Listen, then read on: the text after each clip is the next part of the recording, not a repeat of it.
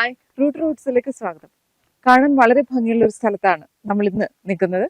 തേയിലത്തോട്ടങ്ങളും അരുവികളും ക്ലൈമറ്റ് അനുസരിച്ച് മഞ്ഞും മലയും ഒക്കെ ഉള്ള ഒരു സ്ഥലത്താണ്. തിരുവനന്തപുരത്ത് നിന്ന് ഒരു 60 കിലോമീറ്റർ ദൂരത്താണ് നമ്മളിപ്പോൾ. ഇവിടെ ധാരാളം കാഴ്ചകൾ നമ്മളെ കാത്തിരിക്കുന്നുണ്ട്.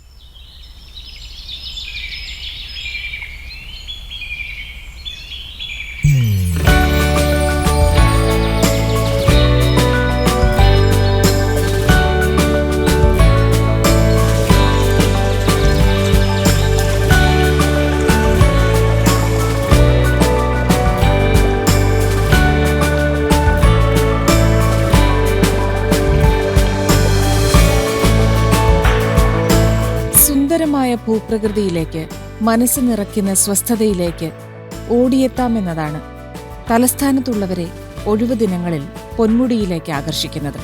കേരളത്തിലെ മനോഹരമായ ഈ ഹിൽ സ്റ്റേഷനിൽ വിനോദസഞ്ചാരികൾ മോഹിക്കുന്നതെല്ലാമുണ്ട്.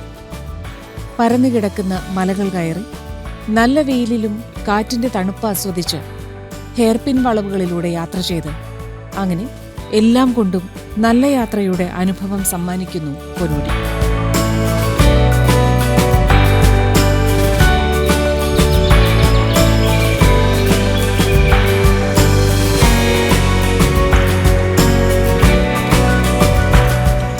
ഈ റോഡിന് സമാന്തരമായിട്ടാണ് കല്ലാർ ഒഴുകുന്നത്. നമുക്ക് കാണാം, നല്ല ഭംഗിയുള്ള ഉരുളൻ കല്ലുകൾ നിറഞ്ഞ ഒരു ആറാണിത്. നല്ല ശുദ്ധമായ തെളിഞ്ഞ വെള്ളമാണ്. അതുകൊണ്ട് തന്നെ രാവിലെ തൊട്ട് ഇപ്പൊ നമ്മൾ 8 മണിയായിട്ടേ ഉള്ളൂ, അപ്പോഴത്തേക്കും ആൾക്കാരൊക്കെ എത്തി തുടങ്ങി കുളിക്കാൻ. ഒരു ദിവസം മുഴുവൻ ഇവരിവിടെ ചെലവഴിച്ച് പൊന്മുടിയും കണ്ട് അങ്ങനെ തിരിച്ചു പോകുന്നവരുണ്ട്. അതല്ല, ഈ സമീപ പ്രദേശങ്ങളിലൊക്കെ ഇവിടെ കുളിക്കാൻ മാത്രമായിട്ട് വരുന്നവരുണ്ട്. അപകട ഭീഷണി ഉണ്ടെന്ന് എഴുതി വെച്ചിട്ടുണ്ട്. വഴുക്കലുള്ള പാറകളാണ്, അതുകൊണ്ട് സൂക്ഷിക്കണം എന്നൊക്കെ വനം വകുപ്പിന്റെ നിർദ്ദേശം കൃത്യമായിട്ടുണ്ട്. അത് പാലിച്ചിട്ട് വേണം ഇവിടെ ഇറങ്ങാൻ പറഞ്ഞിട്ടുണ്ട്. അതായത് ഈ മഴക്കാലത്ത് പെട്ടെന്ന് വെള്ളം ഇറങ്ങി വരും. അപ്പോൾ വെള്ളച്ചാട്ടം പോലെ വെള്ളം ഇറങ്ങി വരുന്ന സമയത്ത് നമുക്ക് ഇത് എവിടേക്കാണ് നീങ്ങേണ്ടതെന്നൊന്നും അറിയാത്തത്ര രീതിയിൽ വെള്ളം ഒഴുകി വരും. അതുകൊണ്ട് തന്നെ പ്രത്യേകം ക്ലൈമറ്റ് ഒക്കെ നോക്കി ശ്രദ്ധിച്ചിട്ട് വേണം ഇവിടെ ഇറങ്ങാനായിട്ട് കുളിക്കാൻ വരുമ്പോൾ.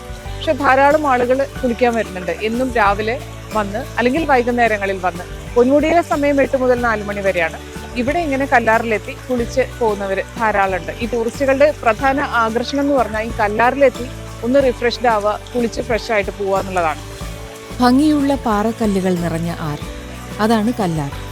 ഇന്ത്യയുടെ വൈസ്രോയി ആയിരുന്ന ജോർജ് നഥാനിയൽ കേഴ്സൺ തയ്യാറാക്കിയ album of south Indian views എന്ന ചിത്രശേഖരത്തിൽ കല്ലാർ നദിയുടെ ചിത്രങ്ങളുണ്ട്. 1898 മുതൽ 1905 വരെയായിരുന്നു അദ്ദേഹം വൈസ്രോയി ആയിരുന്നത്. 1900-ൽ സക്കറിയാസ് ഡിക്രൂസ് എന്ന സർക്കാർ ഫോട്ടോഗ്രാഫറുടെ ക്യാമറയിലാണ് കല്ലാറിന്റെ ചിത്രങ്ങൾ പതിഞ്ഞത്. പശ്ചിമഘട്ടത്തിലെ തെക്കുഭാഗത്ത് ചെമുഞ്ഞിമുട്ട മലനിരകളിൽ നിന്നുത്ഭവിച്ച് തിരുവനന്തപുരം ജില്ലയിലൂടെയും കൊല്ലം ജില്ലയിലൂടെയും ഒഴുകി അഞ്ചുതെങ്ങ് കായലിലെത്തുന്ന പുഴയാണ് വാമനപുരം. വാമനപുരം നദിയുടെ പോഷക നദിയാണ് കല്ലാർ. റാന്നി റിസർവിലൂടെ ഒഴുകി വടശ്ശേരിക്കരയിലെത്തുമ്പോഴാണ് കല്ലാർ കേരളത്തിലെ 3ാമത്തെ വലിയ നദിയായ പമ്പയിൽ ലയിക്കുന്നത്.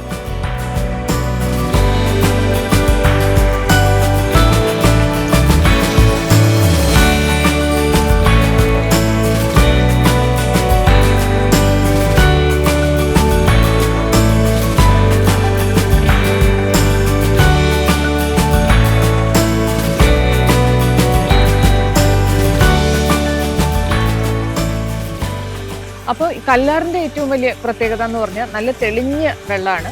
ഉരുളൻ കല്ലുകൾ ധാരാളം കാണാൻ നല്ല ഭംഗിയുള്ളൊരു സ്ഥലം കൂടിയാണ്. അതുകൊണ്ട് രാവിലെ ഇവിടെ വന്ന് കുളിച്ചു പോകുന്നവരുണ്ട്. അപ്പോൾ ദൂരെ നിന്നൊക്കെ ഉള്ള ആൾക്കാർ വരെ വന്നിട്ട് കല്ലാറിൽ വന്ന് റിഫ്രഷ്ഡ് ആവാൻ വേണ്ടി വരുന്നവരുണ്ട്. ഇപ്പൊ തന്നെ നമ്മൾ 8 മണിയായിട്ടേ ഉള്ളൂ, അപ്പോഴത്തേക്കും കുറേ ആളുകൾ വന്ന് ഇവിടെ കുളിക്കാൻ ഇറങ്ങിയിട്ടുണ്ട്. ഇവരിങ്ങനെ കുളിച്ച് ഫ്രഷ് ആയതിനു ശേഷം ഇപ്പോൾ റോഡിന് സമാന്തരമായിട്ടാണ് കല്ലാർ ഒഴുകുന്നത്. അപ്പോൾ അതുകൊണ്ട് ഇവിടെ വന്ന് കുളിച്ചതിന് ശേഷം പൊന്മുടി കാണാൻ കയറി പോകുന്നവരുണ്ട്. പ്രത്യേക നിർദ്ദേശങ്ങളുണ്ട് വനവകുപ്പിന്റെ ഒക്കെ. ഇവിടെ ഇറങ്ങുമ്പോൾ സൂക്ഷിക്കണം, കാരണം വഴുക്കലുള്ള നിറയെ പായൽ പിടിച്ച ഉരുളൻ കല്ലുകളാണ്. ആ കല്ലിൽ കൂടെ ചവിട്ടിയിട്ട് വേണം നമുക്ക് ഇറങ്ങി വരാൻ ഈ ഭാഗത്തേക്ക്. അപ്പൊ അങ്ങനെ വരുമ്പോൾ പായലുള്ളത് കൊണ്ട് തന്നെ വഴുക്കലുണ്ട്, അതുകൊണ്ട് സൂക്ഷിച്ചിട്ടേ ഇറങ്ങാവൂ. അഥവാ മഴയൊക്കെ ഉള്ള ഒരു ക്ലൈമറ്റ് ആണെങ്കിൽ ഇറങ്ങാൻ കൂടുതൽ ശ്രദ്ധിക്കണം എന്നൊക്കെ പറഞ്ഞിട്ടുള്ള നിർദ്ദേശങ്ങൾ അവിടെ ബോർഡിൽ എഴുതി വെച്ചിട്ടുണ്ട്. കാരണം പെട്ടെന്നായിരിക്കും വെള്ളം വരുന്നത്. നമ്മൾ അറിയുന്നതിന് മുമ്പ് തന്നെ ആർത്തലച്ച് വെള്ളം വരും. അങ്ങനെ അപകടങ്ങൾ ഉണ്ടാവാതിരിക്കാൻ വേണ്ടിയിട്ടുള്ള മുൻകരുതൽ എന്നുള്ള രീതിയിൽ തന്നെ ഇവിടെ എഴുതി വെച്ചിട്ടുണ്ട്, പ്രത്യേക നിർദ്ദേശങ്ങളുണ്ട്. നമ്മളിവിടെ ഇറങ്ങുമ്പോഴൊക്കെ ശ്രദ്ധിക്കണം. അങ്ങനെ ശ്രദ്ധിച്ച് നമ്മൾ ഇറങ്ങി വന്ന് ഇവിടെ കുളിച്ച് സ്വസ്ഥമായിട്ട് റിഫ്രഷ്ഡ് ആയിട്ട് പോകാൻ പറ്റിയ ഒരു സ്ഥലമാണ്. കല്ലാറിനടുത്ത് തന്നെയാണ് മീൻമുട്ടി വെള്ളച്ചാട്ടം. നെയ്യാർ റിസർവോയർ ഏരിയയിലാണ് ഈ വെള്ളച്ചാട്ടം. വനത്തിലൂടെ ട്രെക്കിംഗ് നടത്തി ഈ വെള്ളച്ചാട്ടത്തിന്റെ മുകളിലുള്ള ഭാഗത്തേക്ക് എത്താൻ കഴിയും. പശ്ചിമഘട്ട മലനിരകൾക്കിടയിലുള്ള ഈ വെള്ളച്ചാട്ടം കാണാനുള്ള യാത്രയിൽ കാടിന്റെ മിടിപ്പറിഞ്ഞ് ജീവിക്കുന്നവരെക്കുറിച്ച് മനസ്സിലാക്കാനും കഴിയും.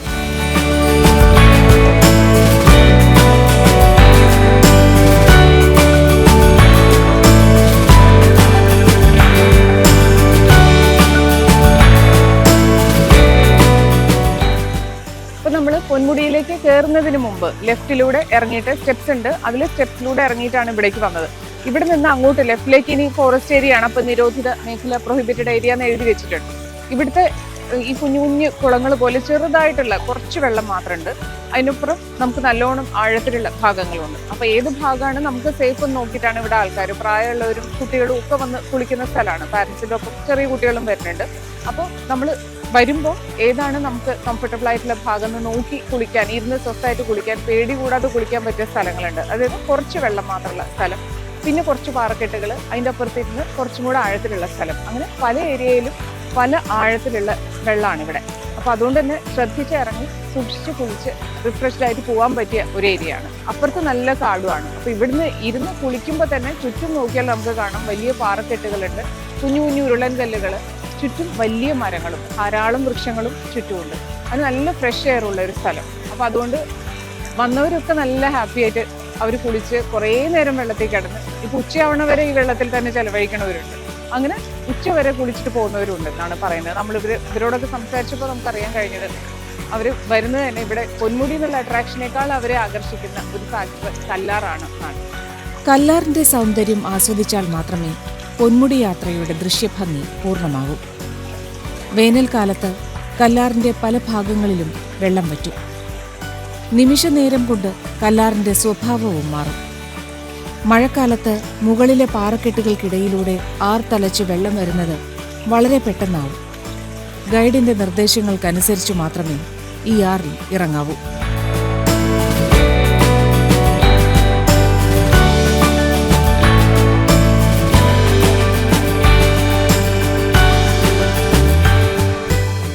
ചിലപ്പോഴൊക്കെ കുറച്ച് ആഴം മാത്രമല്ലേ ഉള്ളൂ. നമ്മൾ കാണുമ്പോൾ അങ്ങനെ തോന്നും. ചെറിയ ആഴത്തില് നല്ല തെളിഞ്ഞ വെള്ളം താഴെ കാണാൻ പറ്റും. വെള്ളം ഒഴുകുന്നതിന് താഴെ നല്ലോണം ഉരുളൻ കല്ലുകളൊക്കെ കാണാൻ പറ്റും. അപ്പൊ നമ്മൾ വിചാരിക്കും ഇത്രയും ചെറിയ ആഴമല്ലേ ഉള്ളൂ, നമുക്ക് നല്ല രീതിയിലിരുന്ന് കുളിച്ചിട്ട് പോവാന്നൊക്കെ. പക്ഷെ ആഴം കൂടിയ ഏരിയ ഇവിടെയുണ്ട്. അതുകൊണ്ടാണ് പ്രത്യേകം അവർ എഴുതിയിരിക്കുന്നതും നമ്മൾ ഇറങ്ങുമ്പോൾ തന്നെ അവരെ നിർദ്ദേശം തരുന്നതൊക്കെ. കാരണം അപകടങ്ങൾ പലപ്പോഴും സംഭവിച്ചിട്ടുണ്ട്.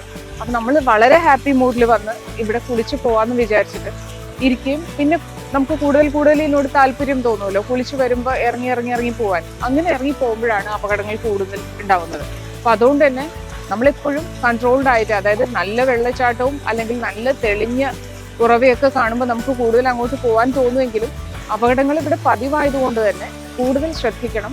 എപ്പോഴും നമ്മുടെ ജീവന്റെ കാര്യം കൂടി ആലോചിച്ചിട്ട് മാത്രമേ ഇവിടേക്ക് ഇറങ്ങാൻ പാടുള്ളൂ എന്നുള്ള കാര്യം എപ്പോഴും നമ്മൾ ഓർക്കേണ്ടതാണ്. കാരണം അപകടങ്ങളുടെ കാര്യം കേൾക്കുമ്പോൾ നമ്മൾ ഏറ്റവും ഹാപ്പി മൊമെന്റ്സിൽ ഇവിടെ വന്ന് സമയം ചെലവഴിക്കുമ്പോൾ ഉണ്ടാവുന്ന അപകടങ്ങൾ അത് നമ്മളെ ആയാലും നമുക്ക് ചുറ്റുമുള്ളവരെ ആയാലും ഒരുപാട് ബാധിക്കുന്നുള്ളതുകൊണ്ട് തന്നെ നമ്മൾ എപ്പോഴും ഇത്തരം യാത്രകളിൽ ഏറ്റവും കൂടുതൽ ശ്രദ്ധിക്കേണ്ട കാര്യം, പ്രത്യേകിച്ച് വെള്ളത്തിൽ അല്ലെങ്കിൽ ട്രെക്കിങ്ങിന് പോകുമ്പോഴൊക്കെ നമ്മൾ എപ്പോഴും കോൺഷ്യസ് ആയിരിക്കുക എന്നുള്ളതാണ് ഏറ്റവും ഇമ്പോർട്ടൻ്റ് ആയിട്ടുള്ള കാര്യം. അങ്ങനെ ഇവിടെ വരുമ്പോൾ നമുക്ക് അങ്ങനെ ഇരിക്കുകയാണെങ്കിൽ, നമ്മൾ ശ്രദ്ധിച്ചിരിക്കുകയാണെങ്കിൽ ഏറ്റവും സേഫായിട്ട് കുളിച്ച് സന്തോഷിച്ച് മടങ്ങി പോകാവുന്ന ഒരു സ്ഥലമാണ് കല്ലാർ.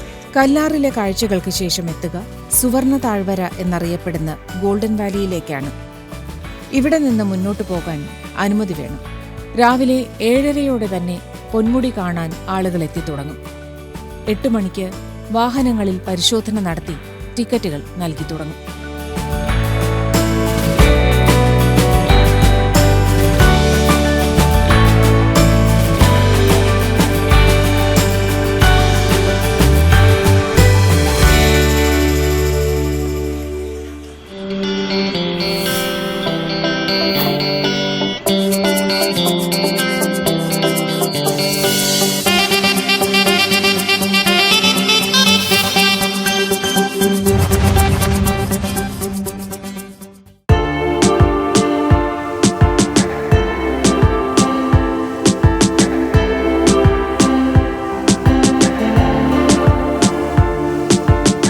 കല്ലാറിലെ കാഴ്ചകൾ കണ്ട് നമ്മളിതാ ഇവിടെ എൻട്രിയിൽ അവിടെ എത്തിയിരിക്കുകയാണ്.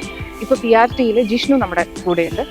ഇവിടെ എങ്ങനെയാണ് ടൈം, എങ്ങനെയാ വിസിറ്റിംഗ് ടൈം? വിസിറ്റിംഗ് എന്ന് വെച്ചാൽ രാവിലെ 8 മണി തൊട്ട് വൈകുന്നേരം 4 മണി വരെയാണ് വിസിറ്റിംഗ് ടൈം. സാധാരണ എങ്ങനെയൊക്കെയാ, എന്തൊക്കെ റെസ്ട്രിക്ഷൻസ് ആണ് ഉള്ളത്? എന്ത് പരിശോധനകളാണ് നടക്കുന്നത്? ലിക്കർ, പ്ലാസ്റ്റിക്, പിന്നെ പുകവലി ഉൽപ്പന്നങ്ങൾ, ലഹരി ഉൽപ്പന്നങ്ങൾ പരമാവധി. പിന്നെ അതായത് 18 വയസ്സ് താഴെയുള്ള കുട്ടികൾ, വിദ്യാർത്ഥികളായ ആ കുട്ടികളെ മേഖലയിലോട്ട് കയറ്റി വിടുന്നു. അത്രയുള്ളത്. പിന്നെ അത്യാവശ്യം അപകട മേഖലയിൽ ഇറങ്ങാതിരിക്കുന്ന നിർദ്ദേശങ്ങൾ കൊടുത്തു തന്നെയാണ് വിടുന്നത്. അപ്പൊ ഈ സ്കൂൾ ടീം അങ്ങനെ വരാറുണ്ട്? അങ്ങനെ വരുമ്പോ അത് അവര് ഉദ്യോഗസ്ഥരുണ്ടല്ലോ, അത് അങ്ങനെ അല്ലാതെ കുട്ടികളെ അല്ലാതെ വരുന്ന കുട്ടികളുണ്ടല്ലോ, യൂണിഫോം സൈഡ് അവരെ കരുത്തിരുന്നു. ഇപ്പൊ വന്യജീവികൾ ഇറങ്ങുന്നതൊക്കെ, അപ്പൊ അതിനെ കുറിച്ച് അതിന്റെ ഉള്ളിലുള്ളതിന് നിങ്ങളെ അറിയിക്കുക എങ്ങനെയാണ് ചെയ്യാ? ഇടയ്ക്കുള്ള ടീംസ് ഉണ്ട്, അവർ നമ്മളിവിടുന്ന് ബൈക്കിൽ അങ്ങോട്ടും ഇങ്ങോട്ടും സറൗണ്ടിങ് ഉണ്ട്, അങ്ങനെ അറിയാൻ പറ്റും. പരിശോധനകൾ ഏത് രീതിയിലാണ്? മേഖലയിൽ പോയിട്ട് തിരിച്ചു ഇവിടുന്ന് ഒരു 10 കിലോമീറ്റർ ഫോറസ്റ്റ് ഏരിയ. അപ്പൊ അത് കഴിഞ്ഞിട്ട് എസ്റ്റേറ്റ് മേഖലയുണ്ട്. അപ്പൊ അതിനിടയ്ക്ക് ഒന്നാലും അറിയാൻ പറ്റും. അങ്ങനെ ഇടയ്ക്ക് ഗസ്റ്റുകൾ പോലെ അതിനകത്ത് അകപ്പെട്ടായിരിക്കാൻ വേണ്ടി നമ്മൾ ഇവിടുന്ന് ബൈക്കിൽ തന്നെ പോയി നോക്കിയിട്ട്, അപ്പൊ അനിമൽസ് ഉണ്ടെങ്കിൽ അവരെ അറിയിക്കും, അല്ലെങ്കിൽ നമ്മൾ തിരിച്ചു. അപ്പൊ 4 മണിക്കാണ് അവസാനത്തെ ടിക്കറ്റ് കൊടുക്കുക. അപ്പൊ അത് കഴിഞ്ഞ് അവരെല്ലാവരും ഇറങ്ങി ഉറപ്പ് വരുത്തിയ അവിടെ മേഖലയിൽ ഡ്യൂട്ടിക്ക് ആളുണ്ട്. അപ്പൊ അവിടെ നിന്ന് അവർ മൊത്തം ആൾക്കാരെ 6 മണിക്ക് മുമ്പേ പുറത്തിറക്കും. പിന്നെ റൂമുള്ള വണ്ടിക്ക് മാത്രമേ എൻട്രി ഉള്ളൂ. KTDC ഗസ്റ്റ് ഹൗസ് ആ ഒരു ഓൺലൈനിന്റെ മെയിൽ നോക്കി മാത്രം മേഖലയിലോട്ട് കടത്തി. ഇവിടെ ഏത് സമയത്തൊക്കെ ആളുകൾ കൂടുതൽ പ്രത്യേകിച്ച് ഇപ്പോഴെന്ന് വെച്ചാൽ ശനി ഞായർ, വേനലായിട്ട് കുറവാണ്. ഡിസംബർ. പിന്നെ മഴയുള്ള ദിവസങ്ങളിലൊക്കെ പ്രത്യേകിച്ച് മഞ്ഞുണ്ട്. ആ സമയത്ത് ഇന്നത്തെ ക്ലൈമറ്റ് നല്ല ചൂട് തന്നെയാണ്. ഇല്ല, മേഖലയിൽ ചെറിയ തണുത്ത കാറ്റ് മാത്രമേ ഉള്ളൂ. ഫുൾ വെയിൽ. അത് ശരി. ഒരു പത്മനാഭന്റെ ഭാഗ്യം പോലെ ഇരിക്കും.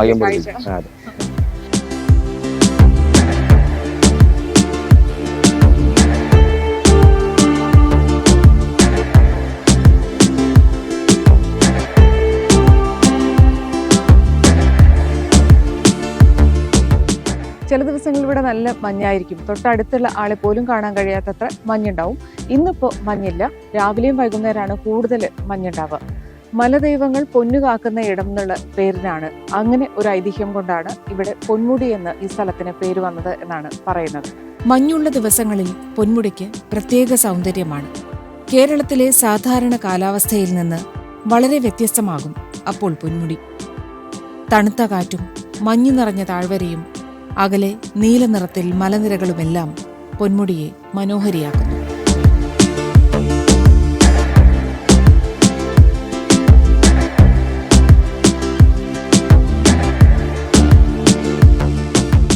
രാവിലെ മുതൽ തന്നെ ഇന്ന് ഇവിടെ നല്ല തിരക്കാണ്. സാധാരണ വർക്കിംഗ് ഡേ ആയാലും അല്ലെങ്കിൽ സാറ്റർഡേ സൺഡേസിലാണ് കൂടുതൽ തിരക്കുണ്ടാവുക. പക്ഷെ ഈ ദൂരെ നിന്നുള്ള ആളുകളൊക്കെ ടൂറിസ്റ്റ് ബസ്സുകളിലൊക്കെ ധാരാളമായിട്ട് ഇവിടെ വരുന്നുണ്ട്. ഇവിടെ എത്ര ആൾക്കാർ വന്നാലും അങ്ങനെ ഒരു തിരക്ക് ഫീൽ ചെയ്യില്ല. കാരണം അത്രയും ഏക്കർ കണക്കിന് സ്ഥലം ഉള്ളത് കൊണ്ട് തന്നെ അവര് ഓരോരുത്തർ പല പല പ്രദേശങ്ങളിലേക്ക് പോകും. ഇഷ്ടമുള്ള സ്ഥലങ്ങളിലേക്ക്, പല മലകളുടെ മുകളിലേക്കൊക്കെ ഇങ്ങനെ നടന്നു കയറും. ട്രെക്കിംഗ് ഉണ്ട് ഇവിടെ. അത് ഗൈഡിന്റെ നിർദ്ദേശപ്രകാരം 3 സ്ഥലങ്ങളിലേക്കാണ് പ്രധാനമായിട്ടും ട്രെക്കിംഗ് ഉള്ളത്. കുറച്ച് ദുഷ്കരമാണ് ട്രെക്കിംഗ്. അതായത് ഒരു വഴി തന്നെ 15 കിലോമീറ്ററോളം ട്രെക്കിംഗ് ഉണ്ട്. അതുകൊണ്ട് ട്രെക്കിംഗ് അത്രയ്ക്കധികം ഇഷ്ടമുള്ളവർ, അഡ്വഞ്ചറസ് ആയിട്ടുള്ള ആളുകളൊക്കെയാണ് ഇങ്ങനെ ട്രെക്കിങ്ങിന് വേണ്ടി ഇവിടെ പോരുന്നത്. ഈ അഗസ്ത്യാർകൂടത്തിലേക്ക്, പിന്നെ സീതാതീർത്ഥത്തിലേക്ക്, വരയാട് മുട്ടയിലേക്കൊക്കെ ട്രെക്കിംഗ് നടത്തുന്നവരുമുണ്ട്. സീസണിൽ മലകളിൽ പൂക്കൾ വിടരും. ഓർക്കിഡുകളും അപൂർവ സസ്യങ്ങളും ഇവിടെ ധാരാളമുണ്ട്. സമുദ്രനിരപ്പിൽ നിന്ന് 1100 മീറ്റർ ഉയരത്തിലാണ് പൊന്മുടി. മുകളിലേക്ക് എത്തും മുമ്പ് 22 ഹെയർപിൻ വളവുകളിലൂടെയുള്ള യാത്ര. അഗസ്ത്യാർകൂടം പൊന്മുടിക്കടുത്താണ്. വർഷം തോറും കുറച്ചുപേർക്ക് അഗസ്ത്യാർകൂടത്തിലേക്ക് പോകാൻ കഴിയും. പശ്ചിമഘട്ട മലനിരകളിൽ 2ാമത്തെ ഉയരം കൂടിയ കൊടുമുടിയാണ് അഗസ്ത്യാർകൂടം.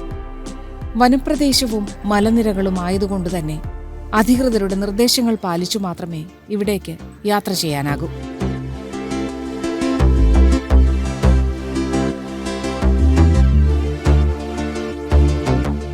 ഇവിടെ പൊന്മുടിയിലേക്ക് കയറുന്നതിന് മുമ്പ് റിസോർട്ടുകളും കോട്ടേജുകളും ഒക്കെ ഉണ്ട്. അപ്പോൾ അവിടെ ബുക്ക് ചെയ്ത് വരുന്നവരുണ്ട്. പിന്നെ ഫോറിനേഴ്സിനെ സംബന്ധിച്ച് അവർ സീസണിൻ്റെ സമയത്ത്, അതായത് ഒരു നവംബർ, ഡിസംബർ, ജനുവരി സമയത്തൊക്കെ ധാരാളം ഫോറിനേഴ്സ് ഇവിടെ വരുന്നുണ്ട്, വിദേശ വിനോദസഞ്ചാരികൾ.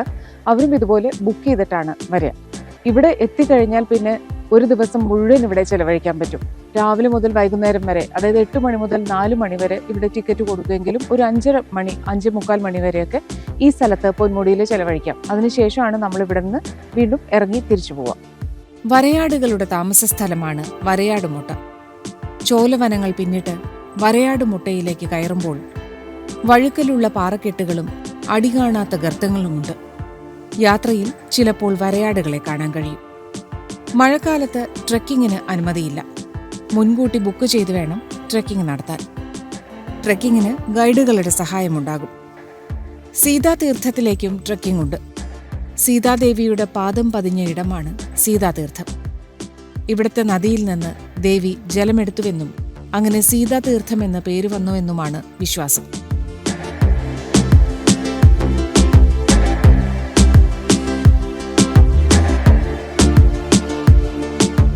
തൊട്ടടുത്തുള്ളവരൊക്കെ മഞ്ഞ് ഉണ്ടെങ്കിൽ കൂടുതലായിട്ട് ഇവിടേക്ക് വരും.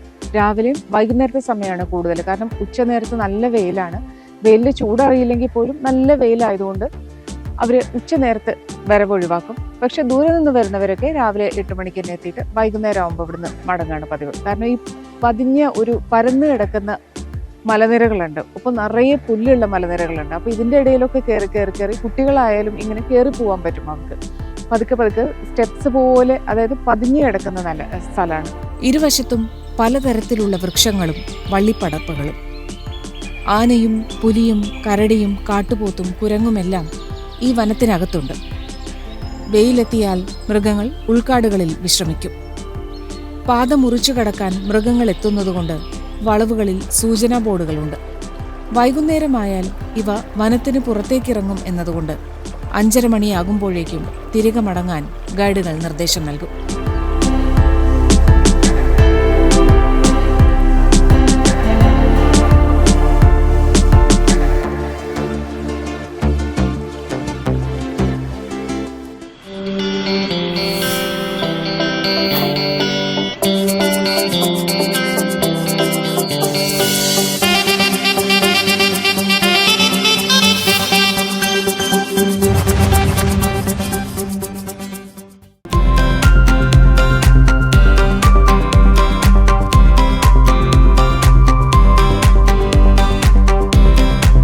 ഇവിടെ നമ്മളൊരു തേയിലത്തോട്ടത്തിലെത്തിയിട്ടുണ്ട്.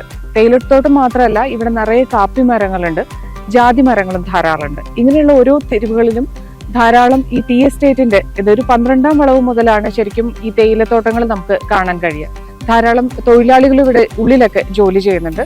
അവര് എന്നും രാവിലെ നേരത്തെ തന്നെ ഒരു 6 മണിയോടുകൂടി തന്നെ അവരുടെ ജോലി തുടങ്ങും. ഈ തേയില കൊളുന്തുകൾ നുള്ളാൻ തുടങ്ങും.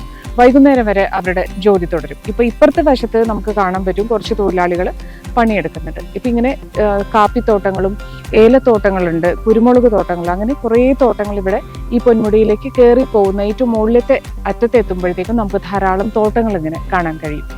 മെർക്കിസ്റ്റൺ ടീ എസ്റ്റേറ്റും പൊന്മുടി ടീ ഫാക്ടറിയും മുകളിലേക്കുള്ള യാത്രക്കിടെ കാണാൻ കഴിയും. ബ്രിട്ടീഷുകാർ തുടങ്ങിയ തേയില ഫാക്ടറി. 1800ന്റെ അവസാനം ഇവിടെ നിന്ന് തേയില പാക്കറ്റുകൾ ലണ്ടനിലേക്ക് കയറ്റുമതി ചെയ്തിരുന്നു. 22 വളവുകളിൽ ആദ്യത്തെ 12 വളവുകൾ പിന്നിടുമ്പോഴാണ് തേയിലത്തോട്ടങ്ങൾ കാണാൻ കഴിയുക.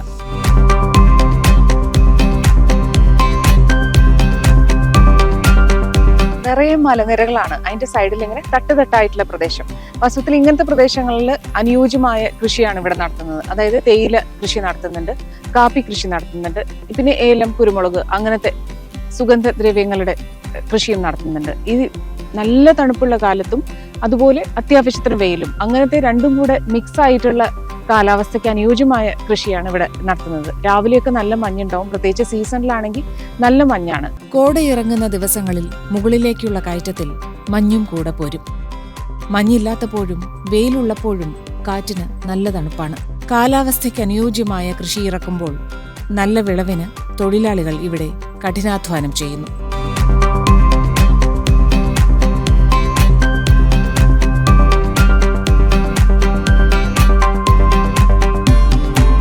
നല്ല വെയിലുണ്ട് ഇപ്പോൾ, പക്ഷെ ആ വെയിലിന്റെ ചൂട് നമ്മൾ അറിയില്ല. കാരണം അത്രയും തണുപ്പ് ഇവിടെയുണ്ട്. ഇങ്ങനെ തുറന്നൊരു അന്തരീക്ഷത്തിൽ ദൂരെ നോക്കിയാൽ നല്ല മഞ്ഞും മലനിരകളും കാണാം. ഇവിടെ നല്ല പച്ചപ്പും. അതിനെ കാണാൻ ഏറ്റവും ഭംഗിയുള്ള ഒരു സ്ഥലം തന്നെയാണിത്. നമ്മൾ ഈ നഗരത്തിന്റെ തിരക്കുകളിൽ നിന്നൊക്കെ ഒഴിഞ്ഞിട്ട് അവിടുത്തെ ട്രാഫിക്കിന്റെ ശബ്ദവും ഫോണിന്റെ ശബ്ദവും അതൊക്കെയാണ് നമ്മുടെ ഓർമ്മയിൽ ഉണ്ടാവുക ഒരു സിറ്റിയിൽ ജീവിക്കുന്ന ആളുകളെ സംബന്ധിച്ച്. പക്ഷെ ഇവിടെ ഉള്ളിലേക്ക് വരുമ്പോഴാണ് ഇത്രയും ശാന്തമായ ഒരു അന്തരീക്ഷം നമുക്ക് ഇത്ര തൊട്ടടുത്തുണ്ട്. അത് തലസ്ഥാനത്തിന്റെ തിരുവനന്തപുരത്തിന്റെ ഒരു 60 കിലോമീറ്റർ പിന്നിടുമ്പോഴത്തേക്കും ഇങ്ങനെയൊരു സ്ഥലം നിറച്ചും മഞ്ഞും മലയും ഈ പച്ചപ്പും ഒക്കെയുള്ള ഒരു സ്ഥലം ഉണ്ടെന്ന് അറിയുന്നത് തന്നെ വലിയ കാര്യമാണ്. കാരണം അതുകൊണ്ട് തന്നെയാണ് ധാരാളം ആളുകൾ ഇവിടെ കാണാനെത്തുന്നവരും. ഈ കല്ലാറിൽ കുളിച്ചു പോകുന്നവർ മാത്രമല്ല, ഈ പൊന്മുടിയിലേക്ക് കയറി വന്ന് ഓരോ വളവുകളും 22 വളവുകളാണ് ഇവിടെയുള്ളത്. ആ വളവുകളൊക്കെ പിന്നിട്ട് ഇപ്പോൾ 2 വീലറിലായാലും കാറിലായാലും ഒക്കെ വന്നിട്ട് ഇവിടെ ഇങ്ങനെ ഒരു ദിവസം ചെലവഴിച്ച് തിരിച്ചു പോകുന്നവർ ധാരാളം പേരെ നമുക്ക് കാണാം. അപ്പം ഈ തേയില തൊഴിലാളികളുടെ ജീവിതം കൂടി നമുക്ക് മനസ്സിലാവും. അവരുടെ എന്നുള്ള ജീവിത രീതി ഇത് തന്നെയാണ്. പുലർച്ചെ എഴുന്നേൽക്കുക, രാവിലെ മുതൽ വൈകുന്നേരം വരെ കൊളുന്തുന്നുള്ള അല്ലെങ്കിൽ അത്രയും അധ്വാനം നിറഞ്ഞ ജോലികൾ, മറ്റു ജോലികളും കൃഷിയിടങ്ങളിൽ ചെയ്യുക, തിരിച്ചു വീട്ടിലേക്ക് പോവാം. അപ്പോൾ അങ്ങനെയുള്ള കുറെ മനുഷ്യരെ നമുക്ക് ഇവിടെ കാണാൻ സാധിക്കും. ഗ്രാമ്പുവും ജാതിയും ഉൾപ്പെടെ പല സുഗന്ധവ്യഞ്ജനങ്ങളുടെയും സൗരഭ്യം നിറഞ്ഞ കാറ്റ് തേയിലത്തോട്ടത്തിലേക്ക് പോകും വഴി ആസ്വദിക്കാനാകും. അകലെ നീല മലനിരകളിലൂടെ പറന്നുപോകുന്ന മഞ്ഞിന്റെ തണുപ്പ് പൊന്മുടിയിലെ വഴികളിൽ അനുഭവിക്കാനാകും. മറക്കാനാവാത്ത യാത്രാനുഭവമാണ് പൊന്മുടി സഞ്ചാരികൾക്ക് സമ്മാനിക്കുക. രാവിലെ 8 മണിക്ക് തന്നെ നമ്മൾ ആദ്യത്തെ ടിക്കറ്റിന് എടുത്ത് കയറി. ഇനി വൈകുന്നേരം 4 മണി ആവാറായി. അപ്പൊ നമ്മൾ തിരിച്ചിറങ്ങാറായി. ആളുകൾ 4 മണി വരെ എൻട്രി ഉണ്ടെങ്കിലും ഇപ്പോൾ ആൾക്കാരുടെ വരവ് കുറഞ്ഞിട്ടുണ്ട്. കാരണം രാവിലെ തൊട്ട് വന്നവരാണ് ഇവിടെ കൂടുതലുള്ളത്. അങ്ങനെ റൂട്ട്സിന്റെ ഈ എപ്പിസോഡ് ഇവിടെ പൂർണ്ണമാവുകയാണ്. വീണ്ടും അടുത്ത ആഴ്ച കാണാം. ബൈ.